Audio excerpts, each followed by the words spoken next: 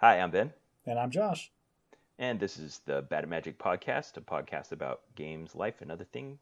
And welcome to episode 33. Episode 33. Ben, I'm going to tell you, it's felt like a year since we last talked. So listeners, we last recorded on October 30th, 2020, and we are now recording on November 14th. It's only been 2 weeks, but boy, has it been.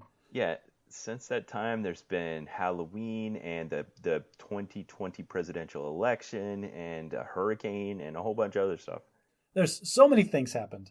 And in light of the giant presidential election that you noticed, or that you mentioned, I'm not going to go into detail about that. Like, we don't have to take sides on politics on this podcast. But I want to bring up facts about our 33rd president, since this is episode 33, and that's going to be Great. my bad at numbers today. So, do you know who the 33rd president of the United States was, Ben? Only because I have the notes in front of me, but if you'd asked me, I would not have known. Nobody knows. Nobody knows who the president, like 2 presidents ago, was. It was some guy with like a tree last name. I don't remember. Anyway, the 33rd president of the United States was Harry S. Truman, and he served as president from 1945 to 1953. I have 3 interesting facts about him that I didn't know. Everybody knows he's the guy that dropped the bombs. Talks about the Berlin airlift and all the post-World War II stuff. We're not going to talk about any of that. I'm going to talk about some 3 obscure facts that I found very interesting about Harry Truman. This is already blowing my mind because the president served 4-year terms. Why did he serve from 45 to 53? What threw the years off? He was the vice president when the president at the time died, and he became president right at the end of World War II. Come on, everybody! Come on, Ben. Everybody knows that. But then why did it end in an odd year too? That I can't tell you. Leap years? Who knows? These obscure facts are lost to time. Okay. So Harry Truman was one of only a handful of presidents that actually had no college or postgraduate degree of any kind. He tried going to business school, but he dropped out. And then he went to law school for a little bit, but he dropped out of that. The only one. He's a handful. There's a handful that didn't have any post-secondary education. But I found interesting is he actually tried to go to West Point because it was free, and he grew up on a farm in the Midwest. So his family had no money, so he tried to go. He's like you. He wanted to go to a military academy because it was free. Yes, exactly. And they wouldn't let him in because of his poor eyesight. He had 20/50 vision in one eye and 2400 vision in the left eye. Holy crap! That makes him legally blind in one eye. What's funny is he served in the Army during World War I, and the way they wouldn't let somebody with that bad eyesight in the Army. He memorized the eye chart. Oh, the classic. The classic, because apparently there's only one. And you can't have somebody in the Oval Office unless they lied to get there somehow. Rife with political angst. We're moving on from that. All right. Another thing that I found very interesting was his first real job was as a timekeeper for a railroad company, which I don't know what a timekeeper for a railroad does, but it mentions specifically that he commonly had to sleep in hobo towns on the side of the railroad tracks in different locations. That's a thing? That's a thing. And he picked up so many swear words that it made him a better military officer. But that's a story I'm not going to tell. There's a whole thing about how his troops obeyed him in some big crisis because he was swearing at them so fiercely. Okay, my favorite biographer won a Pulitzer Prize for his book about Harry Truman, and now I'm going to read it because I hadn't yet.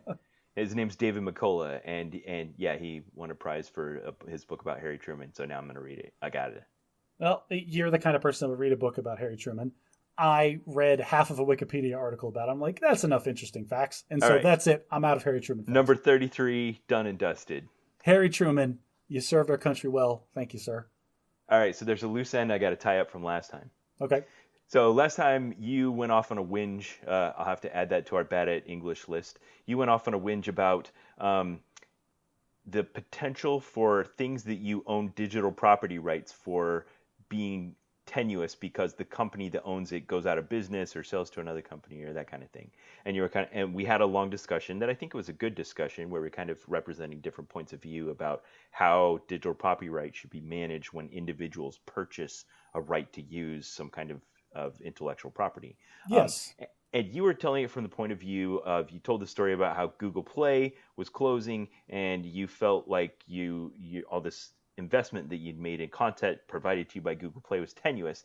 And then in a completely separate part of the discussion, we also talked about how the natural state of any business in capitalism is monopoly. And what I thought in the back of my mind, but I didn't mention during that discussion, is the fact that Google Play was not closing, it was being eaten by its parent company. Yes. So that feeds even better into the discussion we're talking about. Yes, yes. So you were wrong, but you were right. You were more right. I was technically correct. The best kind of correct. Right. So, YouTube came out in 2005. Within a year, Google, being a much bigger company, recognized that it was going to be a big thing and bought it. And then in 6 years since then, they've kind of diversified the YouTube brand. Google Play started in 2012, selling, being probably intended to be a direct competitor to like the iTunes Music Store.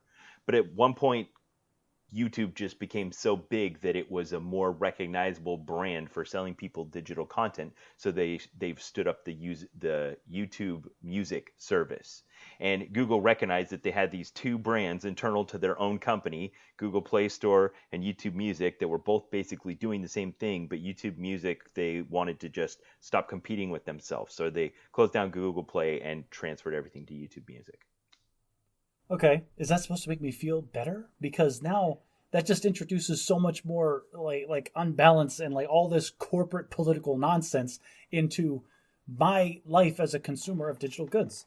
Well, I got to ask you a question. How manumatic was the process on your part to transfer your rights from the Google Play Store to YouTube Music? I will not lie.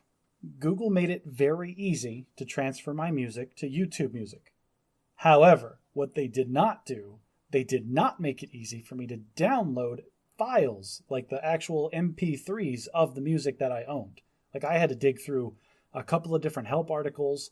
I had to go through some obscure Right. They want you to tutorials. stream it. They wanted me to go into YouTube. Of course, they're incentivized. Right. They want me to be a part of that ecosystem so they can start charging me money for all the stuff over there. They can charge whoever's letting them send out the music per stream.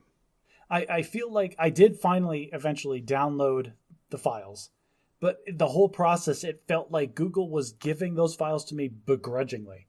It's like it's begrudging now, and I think at some point it will not even be possible.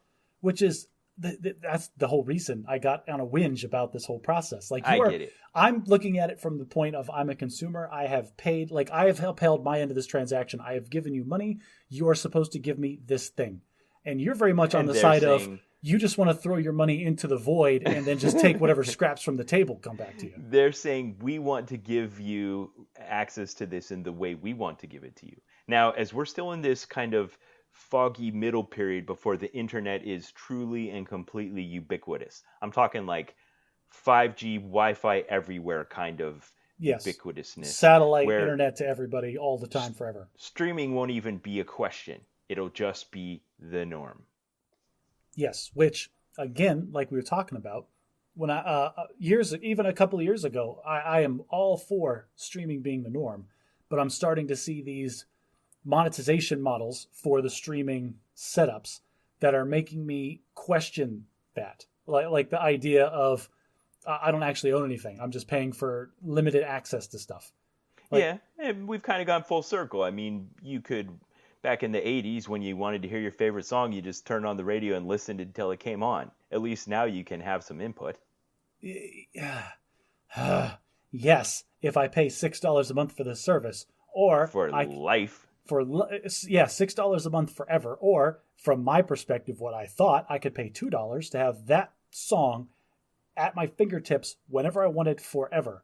But then Google Play getting eaten by YouTube threw that up in the air for me for a couple of days, and that just freaked me out. Okay, so back in the radio economy, the cost was having to listen to ads. Or you had like a cassette player, and when your favorite song came on, you hurried up and tried to record it, and you missed the first few seconds, and the DJ talked over the last 5 seconds, and you sort of had like a grainy, poor recording of your favorite song.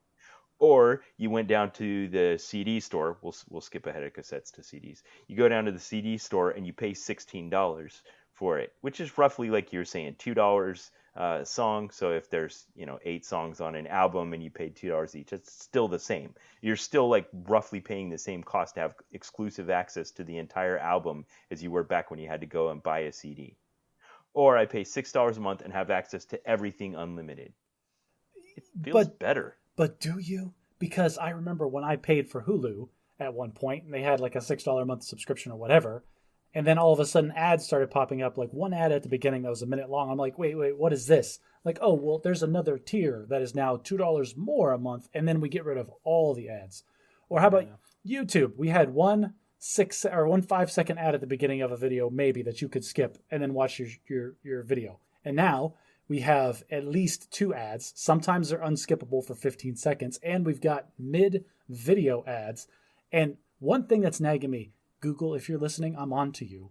Your little button says you may skip this in 5 seconds, but it's not 5 seconds. It's like 5.999 seconds.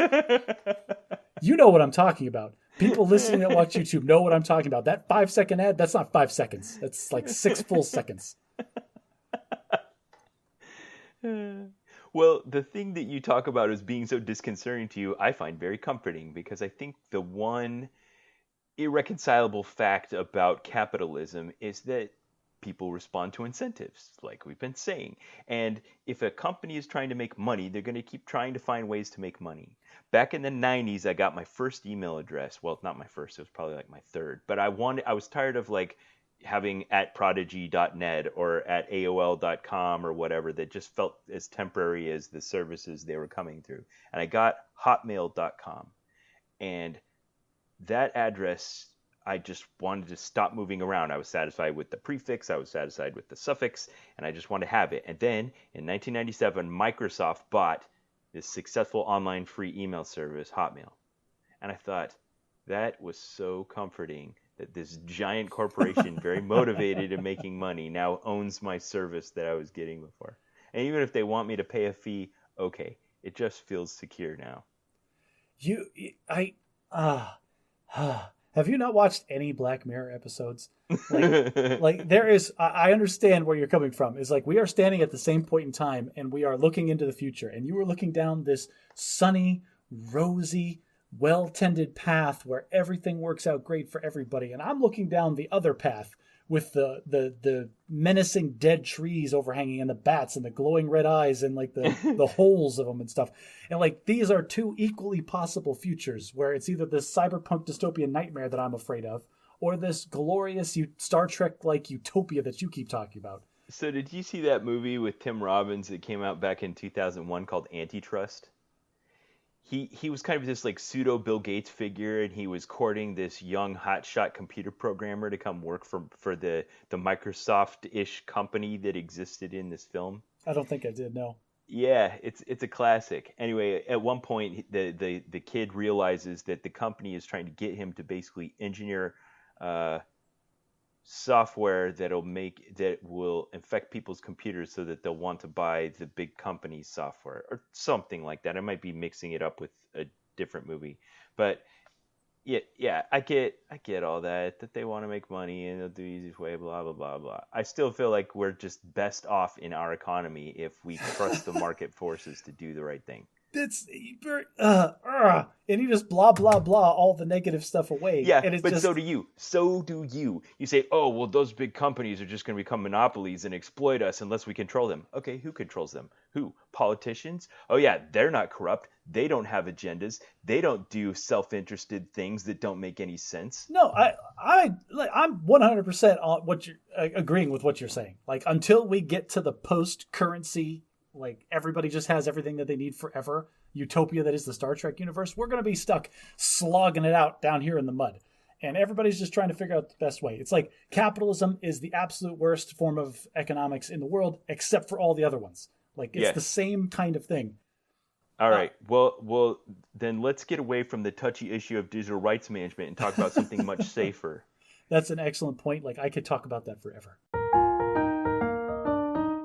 Global climate change. Oh, this will be a much easier topic.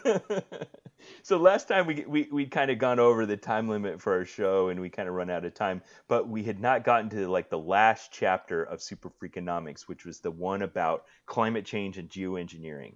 And I felt like there was still some material there we should probably talk about. So that chapter discussed specifically, they went and interviewed a bunch of like high-level scientists or big brain, 20-pound brain type engineers and researchers and things that are all part of this company that some people claim is just a patent mill where they come up with these ideas, they patent it, and then they go out and they look for people using those same ideas and then sue the crap out of them. Which Really? is, yeah, that's...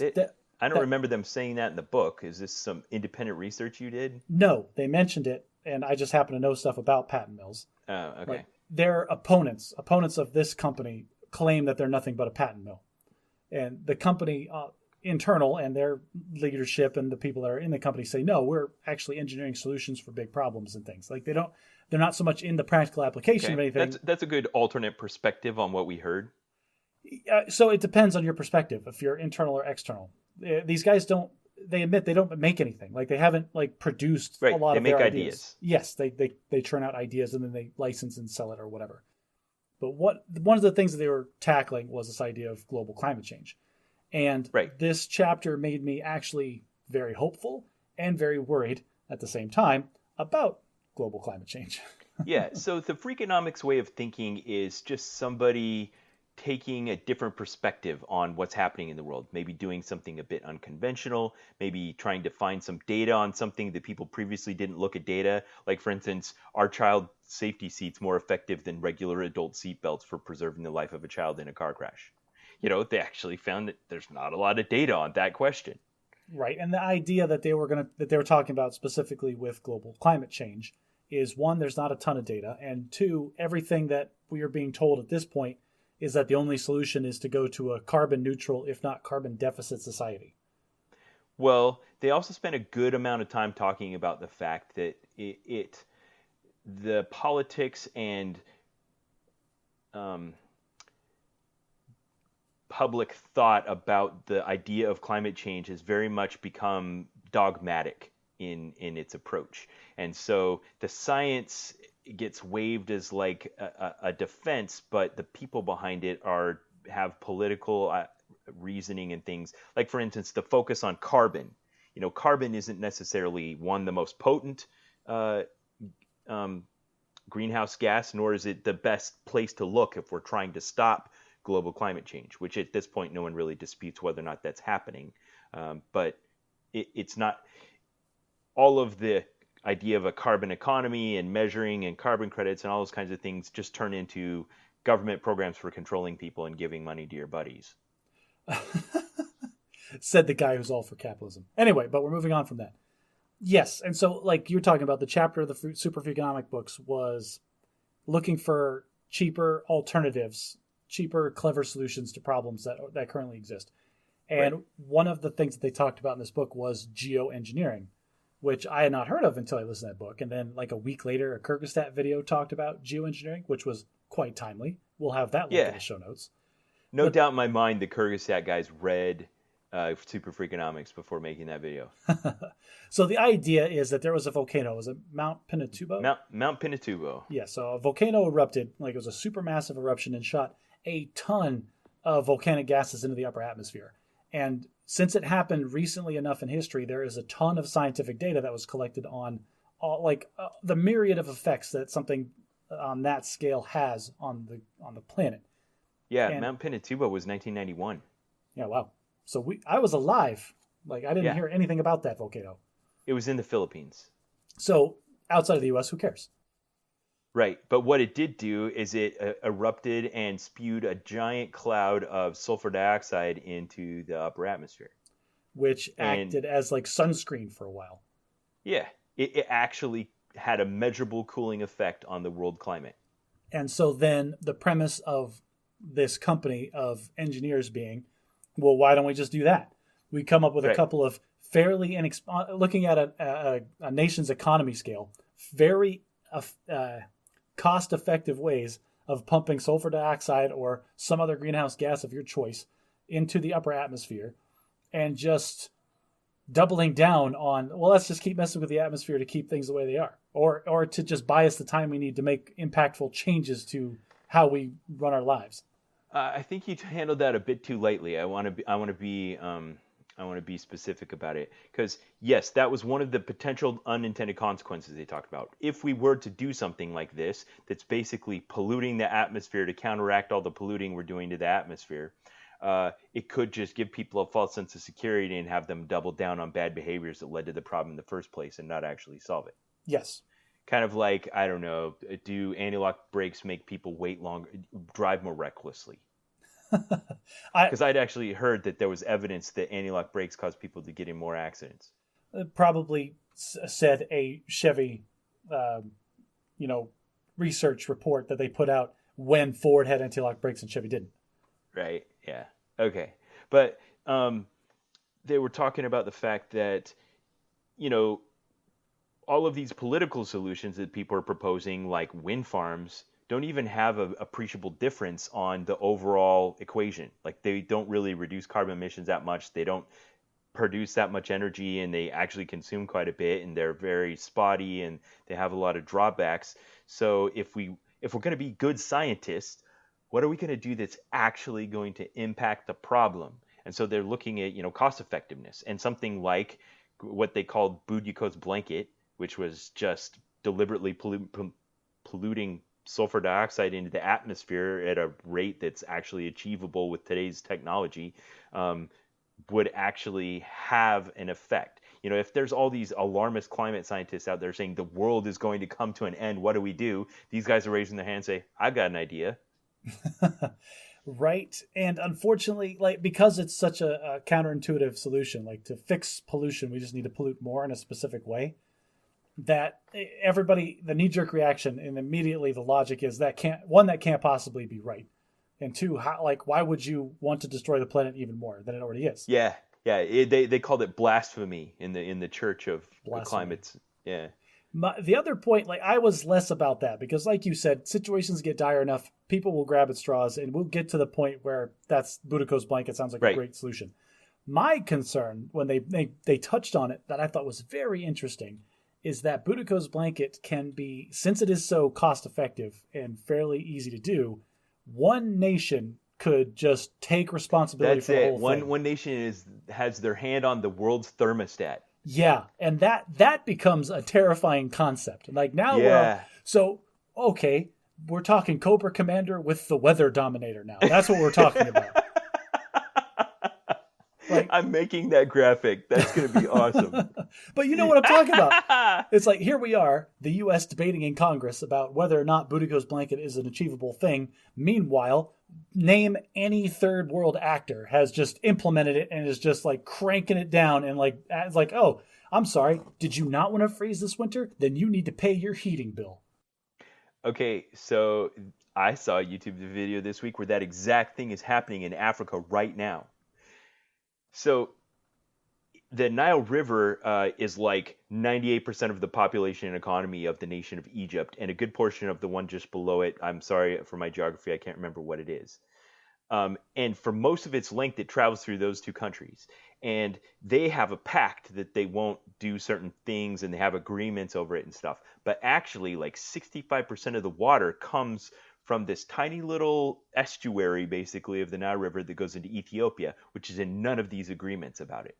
And the Ethiopians are in the final steps of building what they're calling the Grand something reservoir dam or something like that. Anyway, they're building this giant reservoir in Ethiopia that will provide tons of hydroelectric power and jobs and fuel the economy of Ethiopia. And the Egyptians are beside themselves because now upstream, the Ethiopians have the power to basically shut off their water supply if they want to. They have their hand on the thermostat. And this thing's 2 years from being complete. And then they have to fill it up. And they're already fighting about how fast to fill up the reservoir because it will impact the Egyptians. Yes, funny thing, when you need to fill up a body of water, you have to stop the amount of water that's flowing through it. Right. Eventually it'll reach a sustenance point, and then the dam will be, the reservoir will be full, and they'll be able to maintain pre-reservoir levels of water flow, and even maybe prevent floods that might have happened before, and those kinds of things. It'll be good. But the Egyptians are just beside themselves because it's a threat to their national security. The Ethiopians have their hand on the thermostat, and the Egyptians don't have a say. I wouldn't be surprised if tensions raise too high. There isn't some secret, Egyptian, sortie in the middle of the night, and the thing gets blown up. So I have two quick comments about that whole story. One being, I can't see any tensions escalating over this because that part of the world has always been known for its stability and calm, rational, diplomatic discussions between its neighbors. Right. And number two, all of Ben's British friends that are listening to this podcast that immediately shouted out the name of the country south of Egypt, the only reason you know it is because you guys used to own it. So get off your high horse. All right. That is all I had to say about that. How about you? No, I'm all for geoengineering, with the exception of, Cobra Commander destroying the planet with his thermostat. But if science can fix these problems in ways that, because the cheapest solution and the one that impacts people's day-to-day lives the least, that's the solution that eventually is going to get enacted. We all know it. Okay. It is time for Bad at English. Everybody's favorite time. I want to start off by asking you a question. What is the intent when someone says that's like apples and oranges? What are they trying to say? I've said that to you multiple times on this podcast. What does it mean when you say it? It's because you are always, like straight up, it's always you are trying to use an analogy comparing one thing to another, but they are dissimilar in such fundamental ways that they don't equate. So apples and oranges are they're close enough that you could hold them up and be like, these are the same, but they're different enough that they can be distinct. That's what it is in my mind. Okay, that's a very good description, and I think that was not what my understanding of it was. I thought that just meant these two things are different. And I was thinking about it, and apple and orange really are kind of the same. They're about the same size. They're both edible. They both grow on trees. At some point, they're kind of similar colors, depending on the variety or whatever. They have seeds inside. They start from flowers. All those things are very similar, but they're really not comparable. In fact, I think that was part of the intent of the graphic designer that did the art on the cover of Freakonomics and Super Freakonomics, because it's an apple on the outside and an orange in the middle. Which would be really scary to bite into. Yeah. Well, the British do not use that phrase. They have a different phrase they use. They say, that's like chalk and cheese. That's undeniably more fun to say. Chalk and cheese. It is. Chalk and cheese. And I looked at, and first of all, anyone that has an idea that cheddar cheese is yellow is so wrong, because if you go to Cheddar, England, which is where cheddar cheese is from, it's not yellow at all, it's white. All cheese in Europe is white, all cheese. Okay, get off your cheese horse, Ben. All right. I was just yelling at British listeners for this kind of thing. Just tone it back. Oh, dang, I did it. So, but chalk and cheese, since they're both white, could look very, very similar. But obviously, if you tried to eat one for sustenance, it's a mineral that came from the ground, and the other is organic that came from an animal and was refined down. And they look the same, but they're very, very different. And I think that one's a bit more apt than apples and oranges, chalk and cheese. I disagree. I disagree entirely, because, all right, like I said at the beginning of this, my understanding of apples and oranges is that these two things are similar enough to be compared, but different enough that they don't equate. I'll read you the Wiktionary definition of chalk and cheese. Set of things that are superficially alike but very different in substance. But this resides on the understanding and the assumption that all cheeses are white. And yes, we just heard your very posh cheese rant, but cheddar cheese in America, sir, is bright orange. I have a giant bag of grated sharp cheddar. We add coloring to it. It's an abomination. Oh, it's... And if we want to have cheese be regular color, we have to call it white cheddar, which the British just call cheddar. Just like what we call Swiss cheese, they just call cheese. Well, then how do you differentiate Swiss cheese from any other cheese? They have a name for it. They call it Emmental. So, all of our European listeners, I don't care. Call your cheese whatever you want. It's wrong. Oh, you're reinforcing the I don't care American. Ben, we don't know which country is south of Egypt. We are both this person. You're gonna look it up. But we can find out. But we don't care enough to. Either one of us at any point in this conversation could have looked that up in a matter of seconds, and we have not taken the time to do it. Oh my gosh, I'm totally looking it up. It's Sudan. Never in a million years would I have guessed that. Yeah. All right. Well, apologies to all our Sudanese listeners. Now that we've talked about global climate change, politics, geoengineering, and language and international sensitivities to cultural ideas. Let's get out of let's go into a completely different discipline and talk philosophy. This is hands down going to go into the history books as the most high thought, abstract episode of Bad at Magic ever. All right, so this is what we're going to talk about now is what is commonly called the trolley problem. The term the trolley problem is old. There was a philosopher named Philip Foot back in 1967 that brought up this thought exercise that was just kind of this simple practical problem that's really implausible, but sets up a lot of variables in order to isolate the morality of the situation. Later philosopher named by the name of Judith Jarvis Thomson reintroduced the problem and kind of elaborated on a bit and wrote a paper where she named it the trolley problem in 1976. And that's where it started to gain popularity. And again, it's gotten new popularity, on the internet, lots of videos about it on YouTube, and most recently on the NBC television series, The Good Place, which is all about philosophy and learning about what's right and wrong. I like The Good Place. Yeah. So they kind of explored this very well, actually, in The Good Place in a couple of things. One where they're sitting in a classroom talking about the philosophies behind the trolley problem, and then they use magic and go to a real-life application and actually act it out to great hilarity.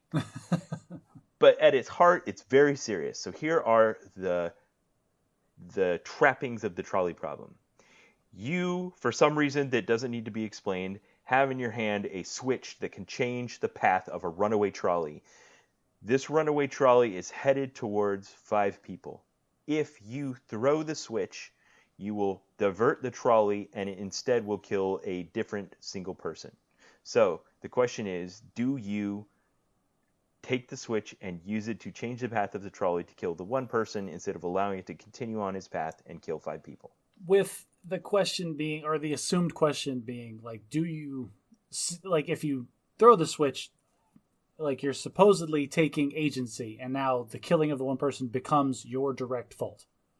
Yes, I think that's exactly what Philippa Foot was trying to get to with this problem. She was trying to distinguish between utilitarian philosophical theory and deontological philosophical theory. Utilitarian is that you want to maximize utility, that the consequences of an action are only the only measurement of right and wrong, as in whatever the outcome is, that shows whether it was right or wrong to begin with. Whereas a deontological theory is the action itself right or wrong.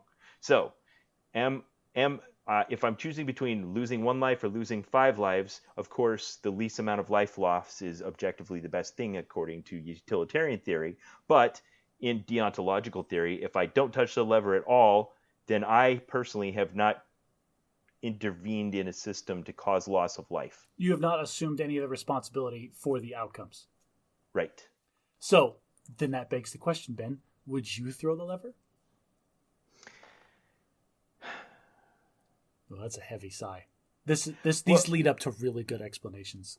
Well, Philippa Foot, I think, even as hard as she tried to come up with this outlandish, implausible situation, which actually happened once in real life, I found out.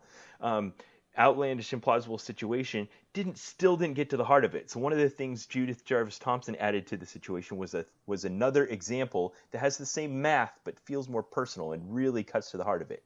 Let's say instead of having a lever in your hand, you're standing on a bridge over the trolley tracks next to a really, really fat man. And it's assured that if he were to fall onto the tracks ahead of the trolley, it would stop or divert the trolley sufficiently that the 5 people would not lose their life. So you could stop the trolley, presumably by killing this super fat guy. Yes. So now you push him off the bridge onto the tracks. It stops the trolley and saves 5 lives. Now it's the same math from a utilitarian point of view. Assuming that any person in their sane mind would see this runaway trolley, evaluate what's going to happen, and then immediately start looking around for the fattest guy they could to try to stop a runaway trolley. Yeah, but the point, again, is to try to separate deontological theory from utilitarian theory. Taking direct action, yeah, that. Okay, you say that you would throw a lever to kill 1 person instead of 5. would you push a guy off a bridge to kill one person instead of 5? I see. This is the whole, we've already established what you are. We're just negotiating price now. That's it. So, I like to think of myself as deontological. Like, I believe that there is an objective right or wrong, but I also believe there's a utilitarian element to it. So I'm not. I think I would throw the lever. Okay. Would you push the fat guy? No. I don't think anybody but associate. My dividing line is between those two things. I mean, yeah. Like, from my perspective, I would absolutely throw the lever. Yeah. I don't want to kill 5. Like, one person dies versus 5 people. That's just better, right? But yeah. I don't pushing the fat guy off. Like, there's a lot of assumptions. Like, if I knew for a fact that this fat guy was going to stop it, or that he was going to land on the tracks, or that he wasn't going to bounce wrong. Like, there's so many variables in pushing a dude off a bridge. But if we abstract all of that away, and I knew for a fact... Right, that's it. That's the whole point of this thought exercise. Yeah, if we abstract that all away, and I knew that this fat guy would stop the trolley and save the lives of those people over there, it's tough. I don't know. There's questions I want to answer first. What if you also knew that in doing so, you would be tried for murder and held accountable for the death of the one person? Whereas if you just let it remain an accident, you wouldn't personally be held liable for any of that. So I would... There's a degree of self-sacrifice here as well, not just trading one life for 5. Well, and that goes to Minority Report kind of stuff, because if I pushed the guy off and he died, I would absolutely expect to be convicted of murder. And the argument that... if you threw the lever, you wouldn't? But yeah, absolutely. Because there's nothing the lever and the guy are two different things, because whatever the negative externality of the trolley, the runaway trolley is with the lever, somebody's going to die, whether I do anything or not. Like, my actions are almost inconsequential to the fact that there's life going to be lost. And so if I have the opportunity to minimize the life lost, there is absolutely no downside into me taking those actions. Yeah. Whereas the fat guy, there is no way for me to explain after the fact or to prove beyond a reasonable doubt that if I hadn't stopped the trolley, that those 5 people wouldn't have died. Like, just because I preventing the action means that there's no way to prove that it would have happened. Yeah. Absolutely. Our minds and our hearts reject this, even though it's just a thought exercise. We want to look for ways out. We want to find ways. And in the reenactment that they did in The Good Place, where Chidi was at the controls, they're also making fun of his natural indecisiveness, where he just can't make a decision. So he defaulted to killing the 5 people just because he couldn't make up his mind in time. It's a great show, people, if you haven't seen The Good Place. Spoilers, apparently. But for the good. But then they reset the trolley and do it again. He's like, okay, I know what I want to do. I want to pull the lever. And he pulls the lever. And they're like, okay, now we forgot to tell you in this variation of the trolley problem, the one person is a good friend of yours. And he's like on the track, just like, hey, how's it going? He's like, oh my gosh. Which is a great, yeah. If you're in the afterlife and have infinite real scenarios to play out, you could really dial down into what somebody's morality is. So you say this, but it's kind of become a bit of a hobby on the internet for people to come up with variations of the trolley problem, and some clever programs have gone as far as to make Java-based or even apps that you can download on your phone. So I found 2 games that are basically just acting out different iterations of the trolley problem. One's called the Trolley Problem, and the other's called Moral Machine. I'll put links in the show notes, but you can go to them and actually... It's a bit cheeky. Like, for instance, the first time you do it, you throw the switch and it shows the trolley actually go down the tracks and it gruesomely kills the person and it says something cheeky. Anyway, it's good. and then you can start to see the different variations and ideas, what they're trying to get at here. I find it so cute that you're just discovering morality in video games when that's been a thing for flippin' ever.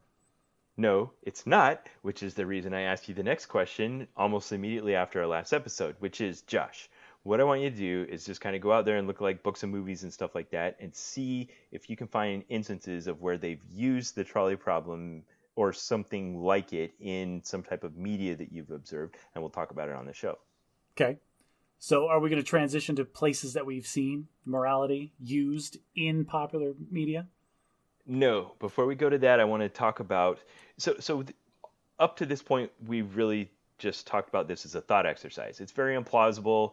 Why would you have these controls? Why wouldn't you be able to yell and tell them to get off the tracks? Lots of things. So where I asked myself, and did some research, is where in the real world does this thing ever, if ever, actually happen? And there are some places. Okay. For instance, we are now in the process of operationalizing driverless cars. And you always talk about how a decision of an artificial intelligence, or maybe even our own human intelligence, is just a weighted average. Right. And a driverless car is capable of taking in so much information and processing it so quickly that it could potentially be making a very trolley problem-like decision. Yes. And its outcome or its output or its decision that it ends up making might be something entirely different from what a normal person in that same circumstance would have made. Right. So this is one way. And this is one of the things I found on one of these games. If you have a driverless car and it has an algorithm inside of it, and let's say you have a car full of 5 people and a small child runs out in the road, does the car swerve and potentially hit like a barrier or something that could endanger the lives of the 5 people inside? Or does it just hit the child and, count that as a win in the school of utilitarianism thought? So this was an interesting question that was specifically brought up on that show Upload that was on Amazon, which is a good show. We should talk about that someday on the podcast. But one of the aspects is they had driverless cars, and one toggle that they mentioned, they didn't go into depth about it, but they talked about you can set your car to prioritize driver or prioritize pedestrian. And that's funny that it was just an individual decision instead of something we all decided as a society and enforced together. Yeah, let's be clear. This will absolutely be a federal government mandate. Yeah, this will not be you don't get a switch inside of your car where you get to decide. Yeah, no, because guess what? Like, if it's left up to the individual, they're going to prioritize driver. If it's left up to everyone else, they're going to prioritize pedestrian. But this also feels like a transitional problem. Like, it's going to be a problem for a few years while we have, regular people on the street and driverless cars on the street. But once we transition to all driverless cars, I just don't see how this is ever going to come up. Well, yeah, that's absolutely true. Even during this transition period, driverless cars have cameras everywhere, and they have full data logs of everything that's happened. And great brakes. They can react faster and sooner than we can. That's somebody mentioned that on a YouTube video or a podcast I was listening to. Driverless cars, if nothing else, will be able to make the decision to start braking. Even if it's less than a second sooner than a person would actually start braking. That's going to take still way sooner. It's going to take so much energy out of the equation that there's going to be a lot less damage done. Yeah, you're right. So 99.999% of the time, the result is just going to be the car stops and no loss of life. Well, we're talking no loss of life, but there might be driver whiplash. There might be some problems there. Like, there's going to be all kinds of legal stuff around. Sure. Right. Yeah. I've actually seen some great videos about like where there's like a Tesla that's capturing from cameras in the world around it, and the internal software identified a threat to the driver, but the car wasn't driving, the person did. And so it recorded the accident, but you can see like it was like 2 full seconds before the driver reacted to what was happening that the car noticed it and would have started doing something. Which is awesome, especially when we get snarky talking AIs like Jarvis, because after you get in the accident, it can first confirm that you're okay and then tell you, I saw that coming from a mile away. I don't know why you're so slow and stupid. Yeah, because that's what you need when you just lost, $50,000 worth of property and probably, tens of thousands of dollars in medical bills is an AI to rub some salt in the wound. This is a switch that I do want in all of my AI-driven machinery in my life. I want a sarcasm and snarkiness switch that I can just dial to 11 on every one of my devices.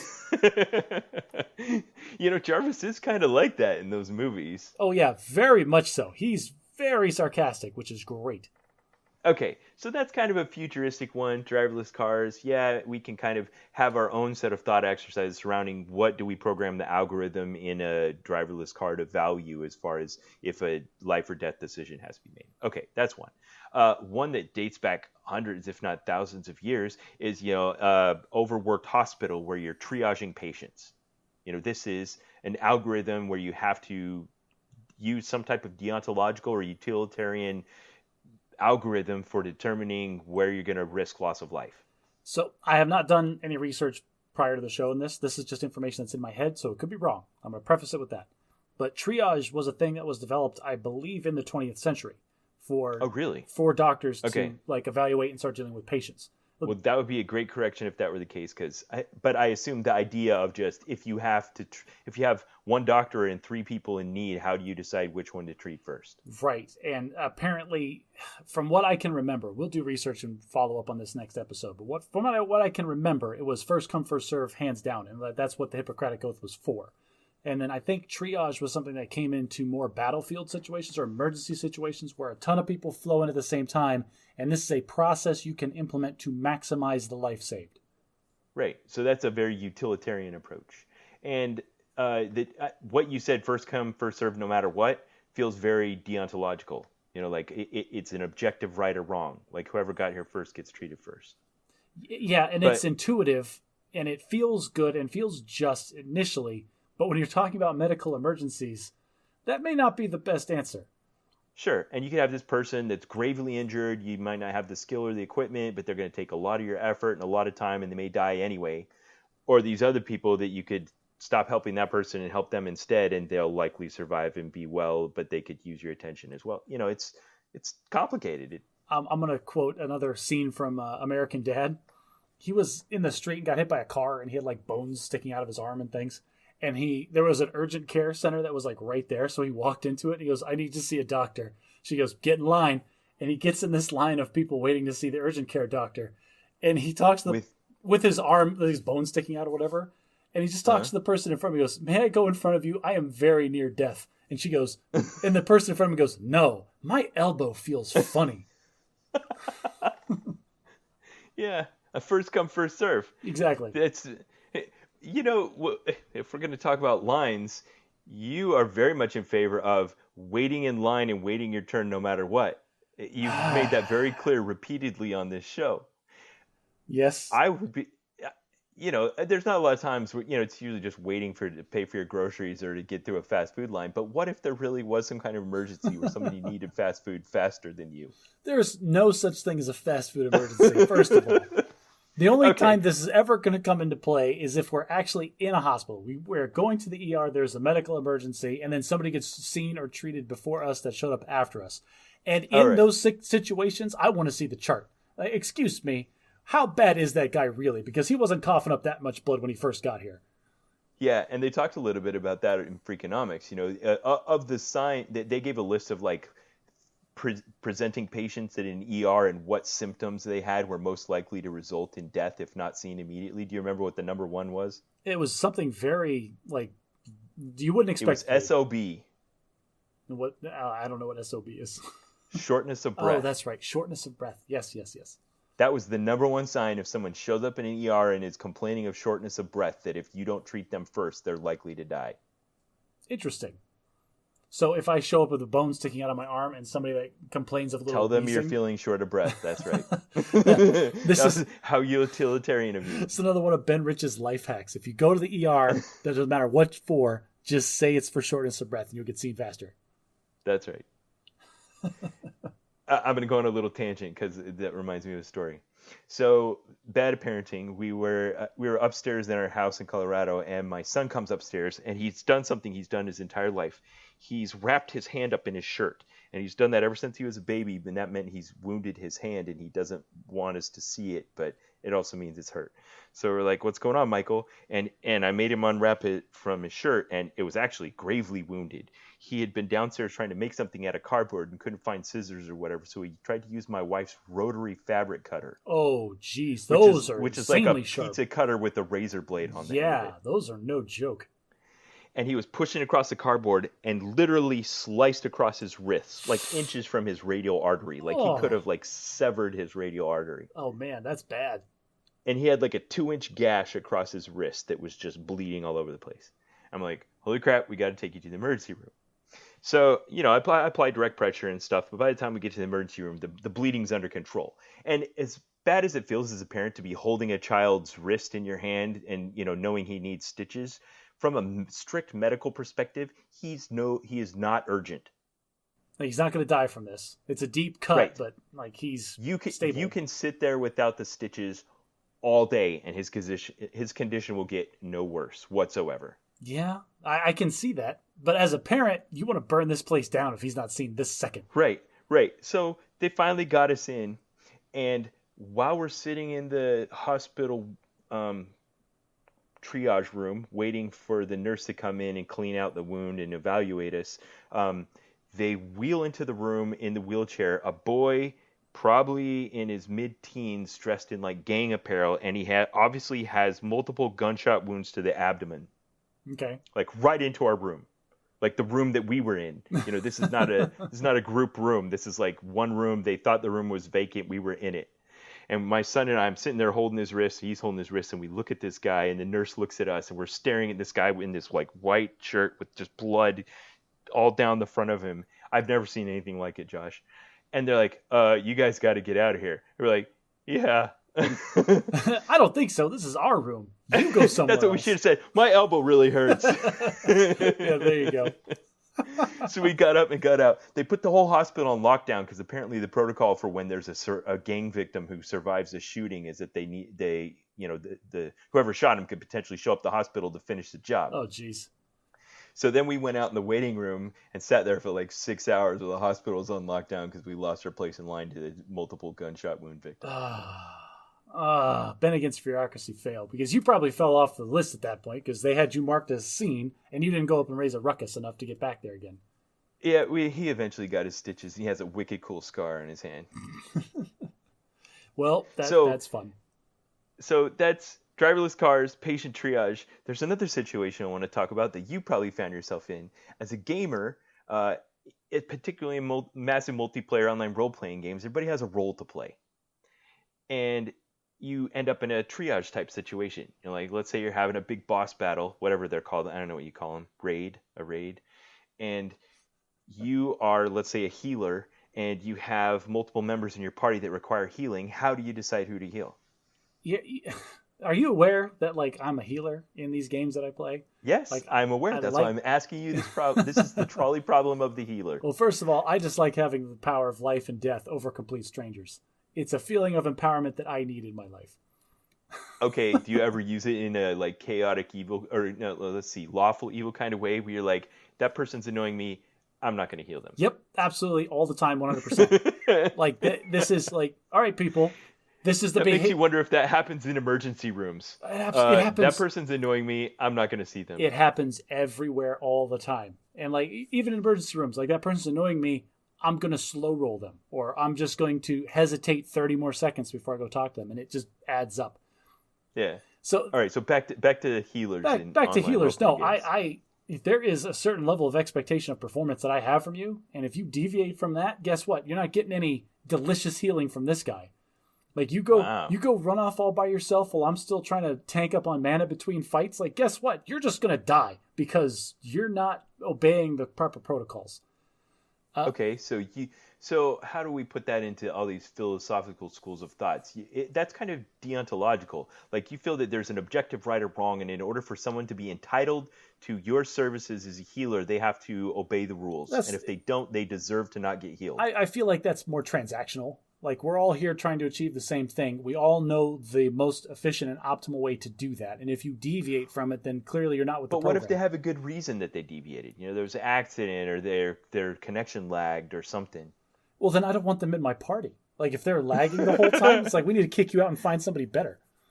Like I don't know. This is because there's no consequences. This decrease the surplus population. The morality of this whole thing just goes out the window because there's absolutely no consequences to my actions. Okay, I got it. You just they die and they respawn and they're back to life. Yeah, it has a minor impact. I appreciate and I respect your attempt to make a moral dilemma out of healing in a video game, but I have a much better version of morality in a video game. Okay, go for it. It's called Papers, Please. I'm sure I've made you play it. We've talked about it on the show. Excellent. Papers, Please is a fantastic game. Go buy it. It's wonderful. No, it's not. Don't. There is this great story moment. Like again, for those of you who haven't heard it before, Papers, Please is a game where you are a... Okay, you have told this story on the show, but I want you to tell it again in the context of this discussion. Of the morality, yes. You are a checkpoint guard at some Eastern European country during the Soviet era. And like the height of the Cold War, very bleak. Yeah, glory to Arstotzka. And like the anthem plays in the background, the whole 9 yards. Dun, dun, dun, and the game is so good at just like making you totally objectify these people. Like they're not real people. But then every once in a while they'll come up with like dialogue where these are people, but like they just. But you're just a bureaucrat. All you're there doing is checking people's documents to make sure they are authorized to cross the border. And if they're not, you're supposed to reject them. You kick them out, and they get hauled out by armed guards with AK-47s and taken into another building, and they are never seen or heard from again. Right. And so that works both ways, because it's like, I don't care your story, what your person is. Give me your documents. If they're good, I'll let you through. But the thing is, the game lets you put through anybody that you want, or reject anybody that you want for whatever reason you want. So you have complete, total control over these people's lives. And like I said, I did tell the story before. I worked my butt off to get my kid in this game, which you never see. He's just a nameless thing. You earned enough money to buy him some paper and some crayons, and he drew you a "I love you, Daddy" sign. Yes, he drew a "I love you, Daddy," and you hang it on the wall in your little cubicle where you bleakly check people's papers at this Russian block checkpoint all day. And the first person that comes in makes a comment, like put all their documents up, and they look at the picture like, "Oh, who drew this? It looks like they have some kind of mental handicap." And I swear, Ben, I stopped. This is a game where time is of the essence. And I stared at the screen at this person like, are you kidding me? Did you just insult my child? How dare you? And you look and like, yeah, all their stuff checks out, but I've got that big red button, buddy. And I can send you to some gulag somewhere forever. And there is absolutely no downside for me. How dare you? And I struggled, I struggled with that decision. There's no downside for you from a utilitarian point of view. From a deontological point of view, there absolutely is. Yes, because I am the exact agent of this person's presumable horrible demise. Like, for you to get revenge on her for insulting your child is very morally and ethically wrong from a deontological point of view. Oh, but so satisfying when I hit that red button every single time that lady walked into my stupid checkpoint guard check. I'm like, oh, it's you. See you in the gulag, lady. Bye-bye. All right. All right. Well, all right. I'll give you another one. This is one we haven't talked about before. So this is a game called Mass Effect, and this is hands down by far and away my favorite video game franchise of all time, because it has such rich characters and such beautiful story dripping with details that are just, it's glorious. Go play Mass Effect, all three of them. They're fantastic. Skip. I can't disagree with you on this one because I've never tried it. Oh, you've never played. Okay.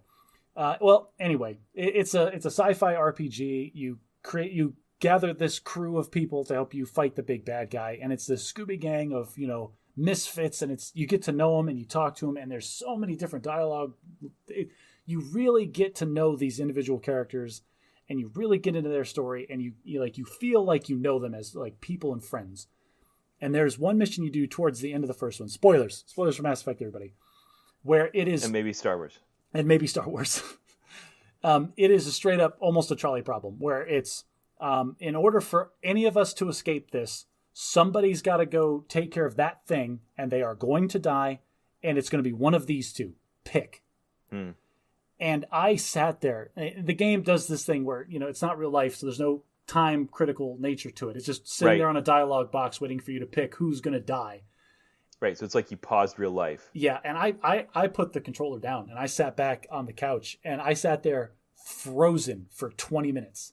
Because both of these characters were like, I had 20 minutes? At least, because I felt so vested in the story. That's a long time, Josh. I know, but I felt so vested in these characters that's also good game design in that you believed that it wasn't going to let you take it back or find some way out. That whatever you decided in this moment was going to be very much final.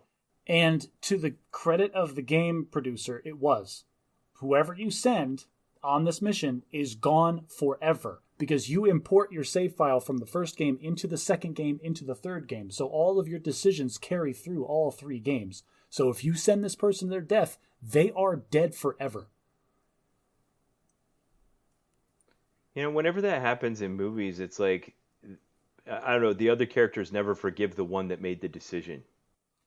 I think that's a normal thing for just like, how people. Could you? Well, that's a normal thing that people do, is they want to externalize. And they have the luxury of doing that because they didn't make the decision. Well, it's survivor's guilt. Is like one of their best friends died, and they feel bad, and they want to take these negative feelings and they want to make them come from an outside source, because it's easier to address if it's coming from outside of you. And so it's so much easier to blame the person who made the decision, rather than to just live with the guilt that you lived and they didn't. Yeah, survivor guilt. And I think that's why it's so hard to be a military commander, in the past wars where you really were fighting wars of attrition and you had to make decisions that would cost lives. Yeah. I have nothing to say about that. Yeah.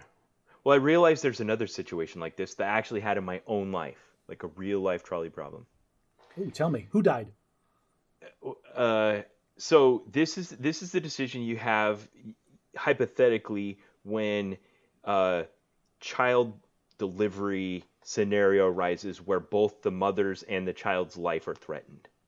And you potentially could have to make a rapid decision to either do the kind of medical things that are most likely to preserve the life of the mother, or do the kind of medical things that are most likely to preserve the life of the child. But you can't necessarily just equally preserve both. It's a prioritize mother versus prioritize child. Like, obviously, yes. The doctors are going to try to save everybody, but they want to know which one you weight higher. Yes, exactly. That is a horrible decision to have to make. Yeah. Oh, go ahead. Please tell the actual story. So when our fourth child was born, I was away to military training. I was trying to squeeze in military training right before he was born. He wasn't due for another 6 weeks, and I went away for a 2-week course. I think it was maybe 4 weeks long. And I was 2 weeks into it, and I'm sitting in class, and somebody runs into class and hands me a Post-it note and says, "Your wife is in the hospital. Call this number."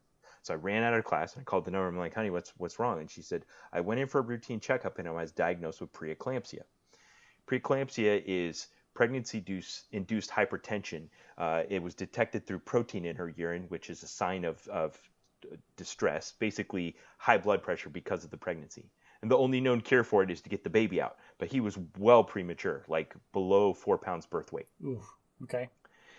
And they were trying to deliver the baby immediately because preeclampsia, if not alleviated, can potentially kill them both. Okay. So there's better shot of you both living if we get the baby out. Right.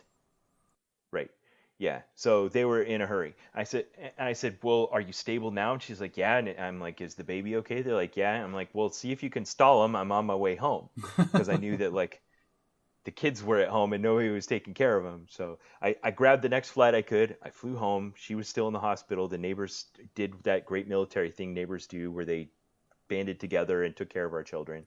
I took the children back and went and saw her in the hospital, and she had gotten a doctor with a bit cooler head to kind of calm everybody down and stop trying to, like cut the baby out with the sword like Hakeem on Robin Hood, Prince of Thieves. So, but they're still in an awful hurry. So they're giving her drugs that are supposed to steroids that are supposed to cause the baby's lungs to mature, because that's the last thing to grow in an unborn baby. They would threaten their life when they come out. So he's getting the like microwave for the last 5 minutes treatment. Oof. While he's still in there, and they're pushing like, "Let's get the baby out, let's get the baby out, let's get the baby out." So they finally roll us into the labor and delivery room. They give her Pitocin to induce contractions, and she starts pushing. They've got monitors on her and on the baby, and on the monitor I can see the baby's heartbeat every time she starts to have a contraction dip into the like low teens. Ooh, okay.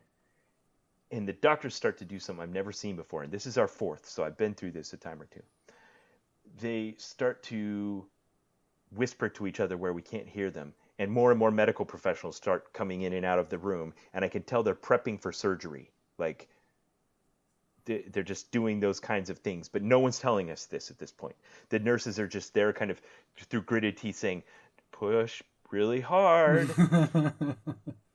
We don't want to panic you as parents, but we're going to take this decision out of your hands very shortly. So I'm grabbing my wife's hand, and I can feel the tension just mounting and mounting and mounting in the room. And then the nurse does something I've never before or since seen a nurse do. My wife has a contraction. You can see it on the monitor of the muscles contracting and trying to push the baby out of her body. And as soon as the contraction's over, they tell her to push again at the bottom when she's not having a contraction. Ooh, okay. So they're rushing her now to just push full time. And my wife was so heroic. It takes my breath away even to think about it. She just summoned every last ounce of strength she had in her entire body, and she delivered the baby. And when he came out, he had the cord wrapped around his neck like 3 times, and he was all blue. Ugh. So they unwrapped the cord. He took a breath. He turned pink. Everything was okay, and it was like such a relief that we just held each other and sobbed and cried together. It was so emotional. But there was this moment where we had this trolley problem where they were like, okay, we can, I don't know, do an emergency C-section and try to get the baby out, or, we can let you keep pushing, but the baby might have brain damage, or, whatever. It really was the actual real life trolley problem, almost. I am glad that something like that has never happened to me. Like, being in that situation must have sucked. And Yeah. how much, I mean, how much input did you have, and how much input did Alicia have into this entire process? Because I feel like in these big, tense medical situations, the doctors have an opinion of what should happen, and they don't ever come out and say, do this. They always like, well, these are your options. What do you want to do? yeah, and we never quite reached that moment because they were still doing the kinds of things you do when you're trying to have both positive outcomes. But let's say he wasn't coming down the birth canal and his heart rate kept dropping, then they would have gone to that point where they're like, okay, we can either let you keep pushing and potentially risk brain damage or even death of the baby, or we can do an emergency C-section. Right. Ugh. Ugh. Well, kudos to you and Alicia for getting through that. More kudos to Alicia, really. To her. So he ended up in intensive care for 2 weeks and then came out, and he was always a little bit small, but right now he's a normal, healthy, intelligent, wonderful teenage boy, and I'm glad I didn't have to choose between him and my wife. There's no such thing as a normal teenage boy, but I understand what you're going for. Yeah. So those are 4 scenarios in which real life that we kind of have the trolley problem. Driverless cars, patient triage, maybe a woman in labor, or even sometimes in video games. But now I think we can talk about the examples that you and I found where people had reenacted these in stories that we watch and consume. Okay, we've talked about a couple already. Well, I did anyway, about the video game thing. But we're going to go specifically into movies. It's more likely that listeners have seen the movies that we're going to talk about versus the video games that we have played. So let's alternate these because we both have different scenarios where this came up. And I think mine are a little different than yours because I took my homework assignment a little differently than you did. That's good. That's what gives our podcast variety. Well, we can talk about the trolley problem all day, but it boils down to your personal beliefs, like in your personal philosophies. Like if you're utilitarian or what's the other one you keep saying? It's such a fancy word. Deontological. Deontological. See, I disagree with it so inherently that I don't even know the word for it. Yeah, but over the course of this discussion, you and I have reversed positions where in some scenarios you choose a more deontological perspective and I choose a more utilitarian perspective. So it's not just clearly one or the other. Yeah. Well, yeah. I like to think I'm a very utilitarian person, not just in ethics, but in just all decision making anyway. Cost outweigh the benefits kind of thing. But like, for instance, like waiting in line, you default to a very deontological thing where your highest overriding value is who got in line first. No, and I might be willing to let someone cut in line in front of me if I thought they had a more urgent need. You see, I'm not going to correct you there because this is the line, you will respect it. But I think what you're missing is that my version of utilitarian does the same math where I'm trying to optimize utility. The difference is I'm not optimizing utility in the world. I'm optimizing utility for this guy. He's got 2 thumbs and co-hosting this podcast. Yeah. And sometimes that could look more deontological than it can utilitarian. In some situations like standing in line, yeah, it looks like that when really it's just, I'll burn the world down. I'm going to get my fast food first. That's how this works. Yeah, and that has a name too. I just don't know it because I didn't take philosophy. Selfish, narcissist. There's a lot of words for it. But that's one of the main points of philosophy is giving things names that don't sound like that. I love the philosophy class that I took in college because it was so fuzzy. There is no way to read a book about philosophy and learn philosophy. You literally just have to discuss and discover your own, this is how my brain works. I don't know how I got here, but this is how it is. And maybe knowing these words and understanding the different systems can possibly shift your decision making. But that takes a monumental amount of effort because it's really hard to change some of these paths in your brain. You know what I mean? Yeah. All right, so let's take turns. You take one and then I'll take one. Okay, so I was looking less for trolley problems and just for more of the interesting moral dilemmas that I've noticed in pop culture in certain movies that I really enjoyed for different reasons. Okay. And the first ones that I'm going to bring up is got to be one of my favorite. And it was from the movie The Incredibles, the first one, which is a fantastic movie. Maybe my all-time favorite superhero movie. I agree. It's up there. Spoilers for The Incredibles, everybody. But there is a scene where Mr. Incredible, the super strength superhero, is stuck. He's been captured by the evil genius, not the supervillain, Syndrome. And the situation was he had just presumably killed Mr. Incredible's whole family. Like, surface-to-air missiles shot down their jet. Everybody in the room thought that they were all dead. And Mr. Incredible... So he's now the man with nothing to lose. Exactly. And he summons this amazing, his super strength above and beyond what he's normally capable of, and pulls his restraints out just enough to try to snatch Syndrome so he could presumably crush him to death. But his indispensable number 2 was her name, Mirage. She pushed... Yeah, nearby minion pushes Syndrome out of the way, and she's the one that gets snatched. And so then Mr. Incredible demands to be released, or he will crush Mirage. It's a good guy with a hostage. The good guy's bound by his moral code. So can the bad guy just call his bluff, or can the good guy really use a hostage to get what he wants? And this is why I love this situation so much, because presumably Mirage has a ton of value and is a critical component to Syndrome's entire organization. And Mr. Incredible says, "Release me or I'll crush her." And Syndrome correctly and immediately identifies the situation as a complete impasse. Because if Mr. Incredible crushes Mirage to death, then Syndrome is presumably out of number 2, but he still has Mr. Incredible locked to the wall. Whereas if Mr. Incredible doesn't crush her and lets her go, then he's still... if he lets Mr. Incredible go, now he's got a rampaging superhero with nothing to lose in his base. Right, that wasn't an impasse. That was he'd already won. You can't win. Right, yeah, he correctly identified the scenario as he's already won. There's no way that he can lose this. There are some negative aspects, but any outcome, he's still on top. And so he immediately looks at me and goes, "Oh, that sounds a little dark for you. Go ahead." And like you said, just totally calls his bluff. Yeah, and he kind of identifies their place on the chart. Nah, you're lawful good. I'm, chaotic evil. You're not going to do it. Yeah. And I really very, very much appreciated that moment in that movie, because there are, and of course, the outcome of being that the superhero with his moral code could not actually do it and let Mirage go, and then everything goes on as normal. But it's the reason those kind of scenes always work in movies, where the bad guy takes a hostage and it's actual peril because we believe he might kill the person he's taken hostage. But the good guys don't or can't take hostages because no one's going to believe that they're going to kill the hostage. Yeah. There's a couple counterexamples that I can say. There was Speed, where the bad guy took the hostage and then Keanu Reeves shot the hostage. Yeah, shoot the hostage. Yeah, that was a whole discussion they had beforehand. There is a show called Archer. Are you aware of Archer? Yes. All right, so the pilot episode, the bad guy was escaping and he grabbed a hostage and put a gun to her head, and then Archer, the good guy, immediately grabs one of his buddies and puts him in front and puts a gun to their head. It goes, and everybody there's like, "What are you doing?" He's like, "Mexican standoff," and the bad guy's like, "But I don't care about your hostage."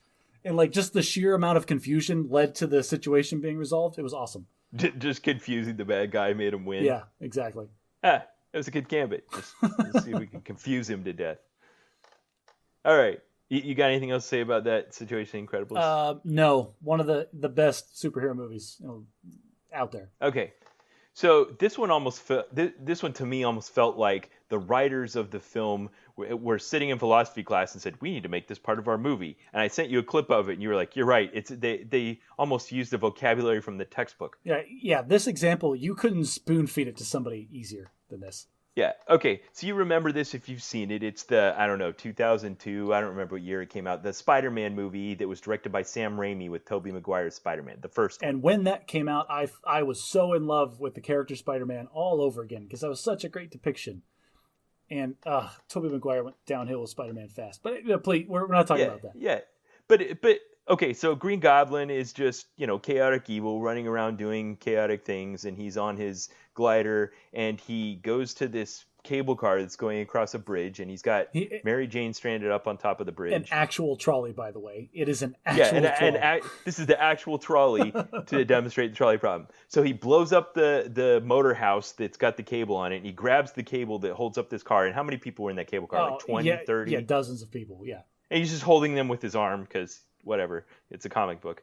And he flies up on top of the bridge, and he's got Mary Jane in one hand and the cable car in the other hand, and he's taunting Spider-Man. And he said something to the effect of, "This is the trolley problem, ha ha ha." And I don't remember what he says. It's what sounded like what he said. He's trying to get Spider-Man to be on his side. He's trying to make him realize, like, it's your morals that are holding you back, and I'm going to demonstrate right now. Your morals are going to screw you over in this situation.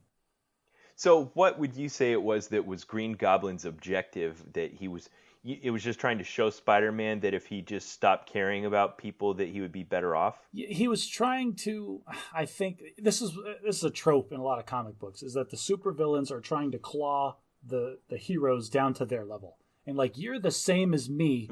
Just the only thing that's separating the two of us is your stupid pretension. You think you're better than me. Is your stupid pretension to law and order. Okay. So Green Goblin has this moment then where he throws them both at the same time. He throws Mary Jane off one side of the bridge and the trolley car cable off the other side of the bridge, and now both are plummeting to their doom, presumably so that Spider-Man has to throw the lever and either kill Mary Jane or kill the trolley car full of people. I like this dilemma up to this point. This situation is screaming for the how it should have ended treatment, because Spider-Man should have immediately responded with, "Oh no, if I only had access to cables that I could deploy at high speed that had incredible strength to save both parties simultaneously." Right, because of course he does like all superheroes do when presented with the trolley problem. They reject the problem. Yeah, and saves both through daring do.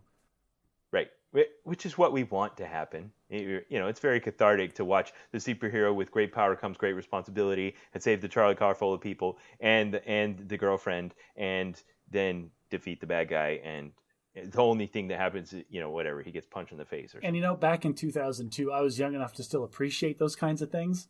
Now, when that kind of stuff comes on TV, I boo it, because I feel like I'm a more cultured consumer of this kind of content. And it's like, oh, boo. It's like straight out of Philosophy 101. Get out of here.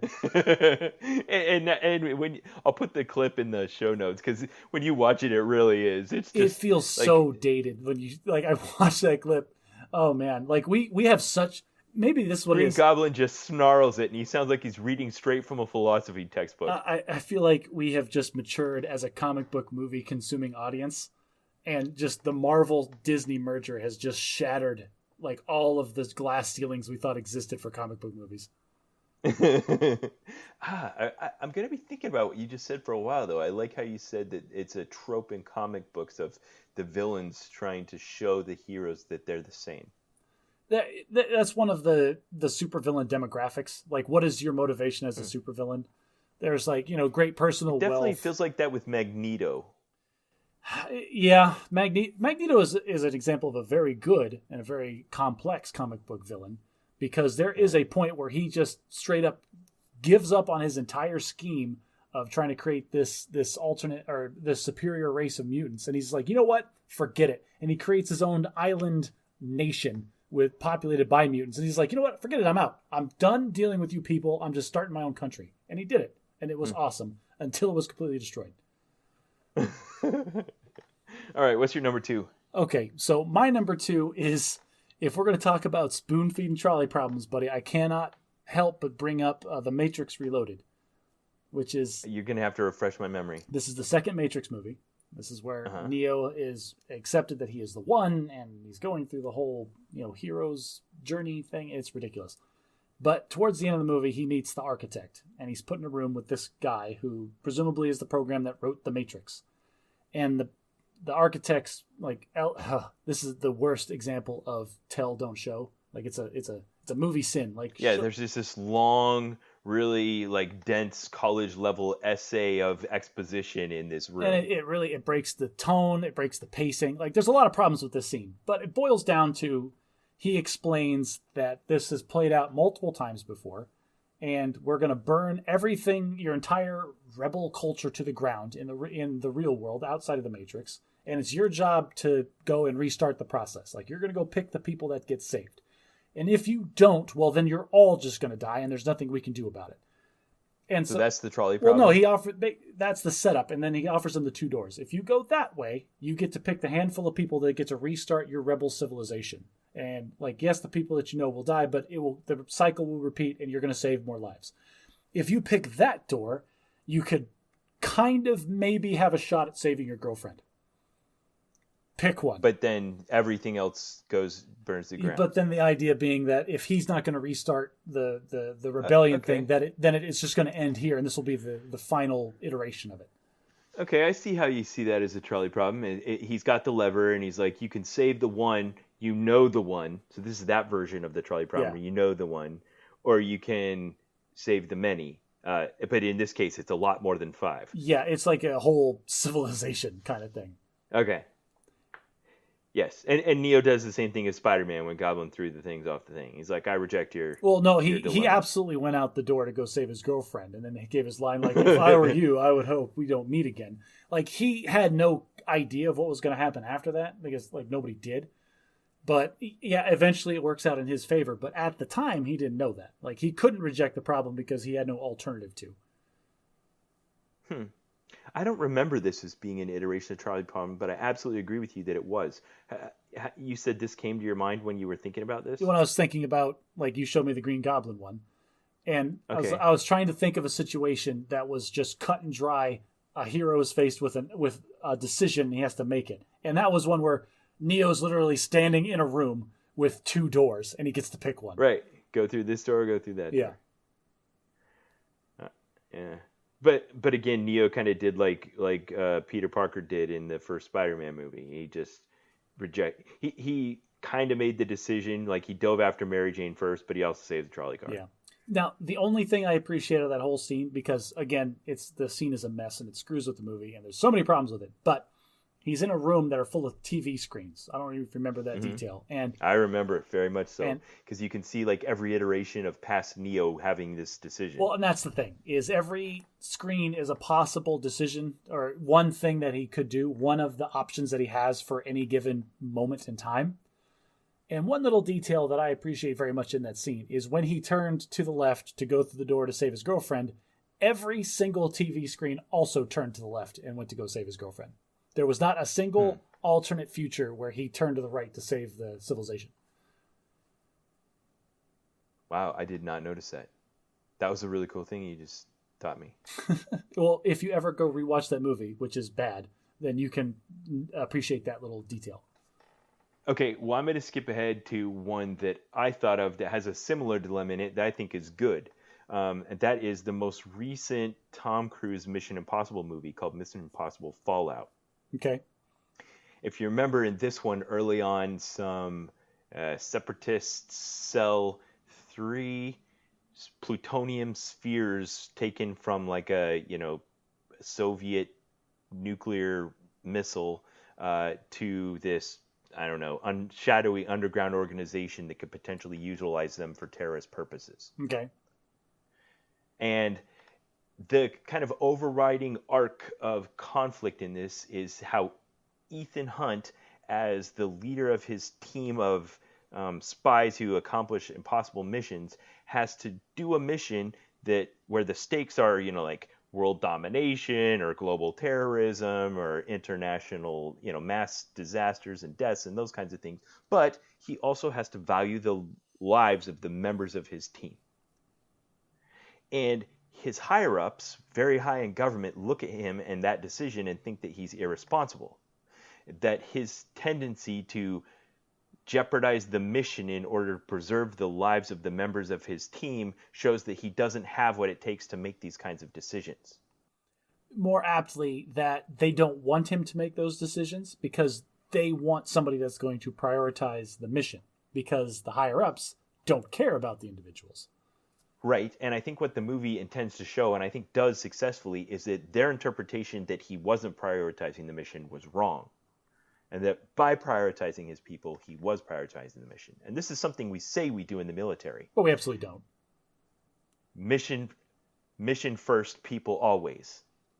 Or as I heard an Army sergeant say to me 2 weeks ago, mission first, but also people first, which means nothing's first. It's this dichotomy where, like, we want people to perceive us as caring for our people, but we don't care about any of the people. Like, it's the mission. Yes, that's the Army way. Well, I think that's most of the military's way. Well, okay, so the dilemma that they set up is they have this shadowy handoff where they're supposed to be handing over a case full of money to the terrorists, and they're going to sell them the two remaining plutonium spheres. I forget what happened to the third one; it got blown up or something. and then one of the third party arrives to steal everything, and somebody takes one of his crew's members hostage, and he takes action to save the life of his team member, and then the plutonium disappears. Oh no.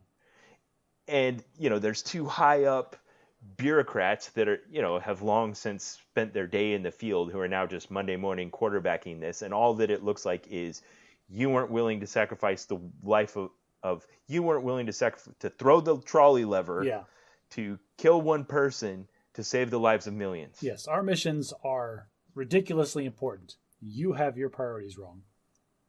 Right. And in the end, those same team members that he risked everything to save are the ones that put their lives on the line and risk everything to ensure that the mission ultimately succeeds. They recapture the plutonium and millions of people don't die. And everybody lived happily ever after. I liked this version of the iteration of the trolley problem. That by Ethan kind of rejecting pulling the lever and trying to save everyone showed that it was better than pulling the lever and sitting there and watching the train kill the one person. Well, come on, Ben. First of all, this is a movie. So the version of the movie... You said you didn't like the Matrix version. I like the Mission Impossible version. Fair enough. But if there was a version of this movie where Ethan Hunt let the guy die and then saved the plutonium, we'd all been mad about it. Or the movie would have gone on to show that he was wrong and he had guilt about it and then he had to change. That would have been the new plot. Is the character development. If that's always the case. We as a movie consuming person, we want to see the priority of people over the mission, because that's what's really important. Right. Who cares if the nuclear bomb blows off and kills millions of people? We don't know. We know this guy. Exactly. That's what it comes down to. Is the utility is maximized for us because we're weighting the average of the people we know very much highly than these faceless people. From a movie consuming perspective. Right. We're under no peril of this nuclear weapons getting out. And I guess that would be the better success of the movie if they could really make us feel like we want them to sacrifice the team member to save people. Yeah.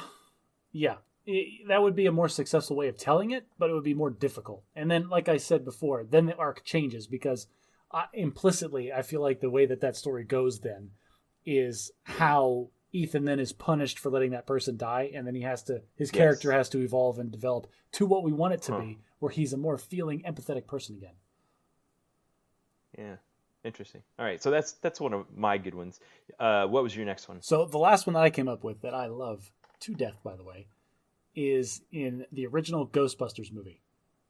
Yes. Where the EPA agent kicks in the door of the Ghostbusters, and he's got the utilities guy. The clueless government bureaucrat. Yeah, from the EPA. And he's got the city services, the electric meter reading guy with him. Yeah. And he's got his safety vest and his hard hat on, and he's just there. He's getting dragged along. And he's like, "You are running an illegal thing in your basement, and it's the containment unit for all the ghosts. You're in violation of the city health code. Yeah, shut it down." The EPA, whatever. Yeah, and it's him just saying, "You're going to shut it down, and we have a court order, and this guy's here to throw the switch." And then it's the Ghostbusters saying, if you shut this off, it's like setting off a nuclear bomb in downtown New York City.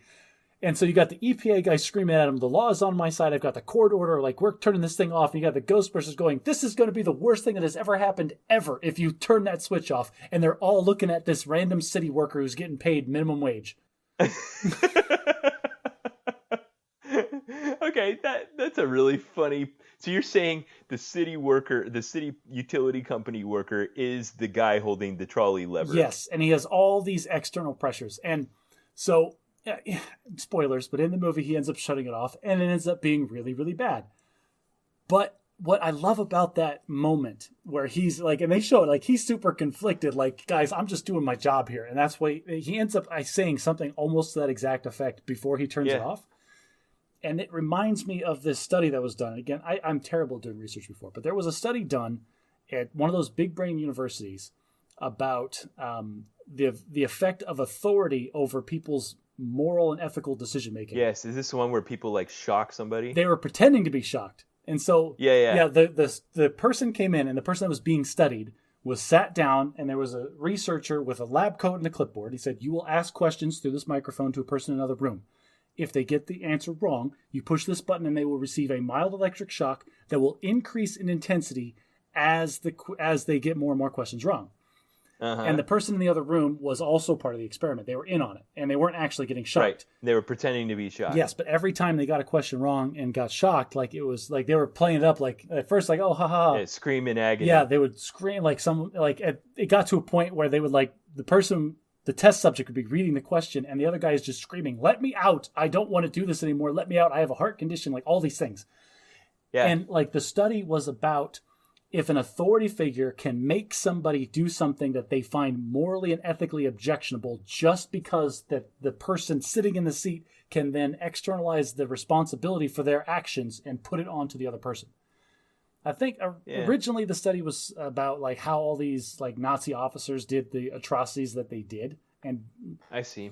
So as long as there's somebody in authority standing there telling you to do it, you'll do stuff. It's like you isolate yourself. Like, okay, back to our trolley problem. You're standing on the bridge and the fat guy's there, and there's someone that says, push the fat guy into the tracks. And if it's a cop or if it's somebody that you perceive as an authority, you are far more likely to obey what they tell you to do than and then afterward blame them. Wouldn't feel like you murdered him. Exactly. And that's what happened to this poor city utilities worker guy. Is the EPA official with his court documents and all his fancy he turned off the Ghostbusters containment unit. Yeah, it's like, I didn't do anything wrong. I was just following the orders of this guy over here.